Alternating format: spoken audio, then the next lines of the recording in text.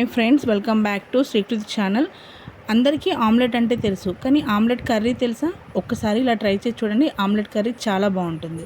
ఇందుకోసం నేను 3 ఎగ్స్ తీసుకొని ఇలా బ్రేక్ చేసి బౌల్లో తీసుకున్నాను. ఇందులోకి సన్నగా కట్ చేసిన ఆనియన్స్, పచ్చిమిర్చి, కొద్దిగా కారం,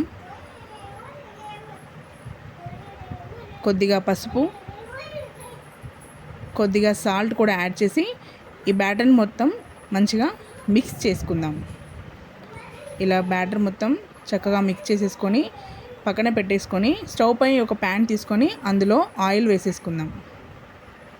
ఇలా ఆయిల్ వేసాక ఆయిల్ వేడయ్యాక ఇందులో జీలకర్ర, సన్నగా కట్ చేసిన ఆనియన్స్,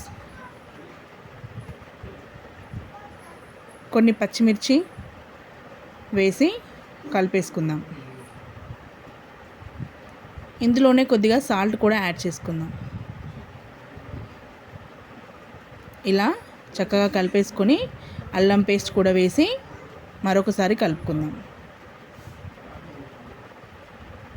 కొద్దిగా పసుపు వేసి ఆనియన్స్ అన్నీ ఫ్రై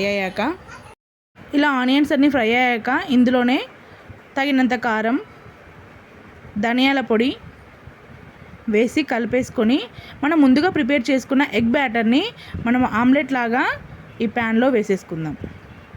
స్పూన్తో మొత్తం స్ప్రెడ్ చేసేసుకొని చక్కగా ఒకవైపు ఫ్రై చేసుకుందాం.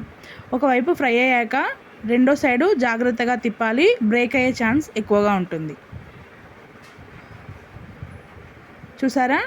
ఇలా 2 సైడ్లు ఫ్రై చేసుకుంటే వేడివేడి అన్నంలోకి మన ఆమ్లెట్ కర్రీ రెడీ అయిపోయింది. ఇది వేడివేడి అన్నంలోకి చాలా బాగుంటుంది. ఒకసారి ట్రై చేయండి, ఖచ్చితంగా మీకు నచ్చుతుంది.